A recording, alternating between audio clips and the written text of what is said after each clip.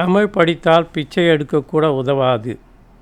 அண்மையில் இந்திய ராஜ்யசபாவில் கமல்ஹாசன், நிதியமைச்சர் நிர்மலா சீதாராமன் தமிழும் படித்தால் பிச்சை எடுக்கக்கூட உதவாது என்று அவர் கூறியது போல் கிண்டல் அடித்தார். ஆனால் அது முழுக்க முழுக்க திரித்து கூறிய பொய். நிர்மலா சீதாராமன் 1947 பெரியார் விடுதலை இதழில் எழுதிய ஒரு கருத்தைத்தான் மேற்கோள் காட்டினாங்க. கமல்ஹாசன் அதை தவறாக புரிந்து கொள்ளும் வாய்ப்பு இல்லை. தான் தலைவர் ஸ்டாலின் கொடுத்த பதவிக்கான நன்றி கடன் மாதிரி தெரிகின்றது. அதே சமயத்தில் நிர்மலா சீதாராமனும் முழு உண்மையை சொல்லலை.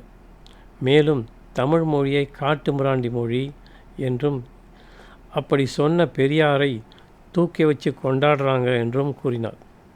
அந்த வார்த்தைகள் எந்த சூழ்நிலையில் சொல்லப்பட்டது, ஏன் சொல்லப்பட்டது என்பதை விளக்கவில்லை. பெரியார் சொன்ன கருத்தை அந்த கால சூழலில் தான் பார்க்கணும்.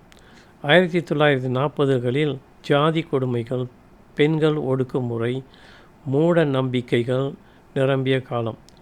அப்படியொரு சூழலில் தமிழ் வெறியர்கள் வெறும் தமிழ் பெருமை பேசினா சமூகம் முன்னேற்றம் வராது என்பதை காட்டவே அவர் கடுமையான வார்த்தைகள் பயன்படுத்தியிருக்கலாம்.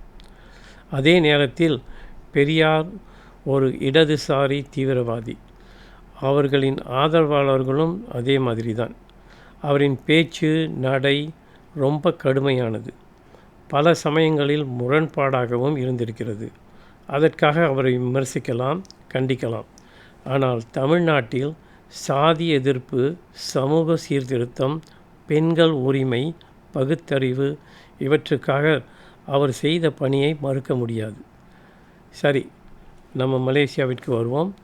இங்கேயும் தமிழ் வெறியர்கள், தமிழ் பற்றுள்ளவர்கள், தமிழ் எதிர்ப்பாளர்கள் இருக்காங்க. இதை அடுத்த வீடியோவில் பார்ப்போம்.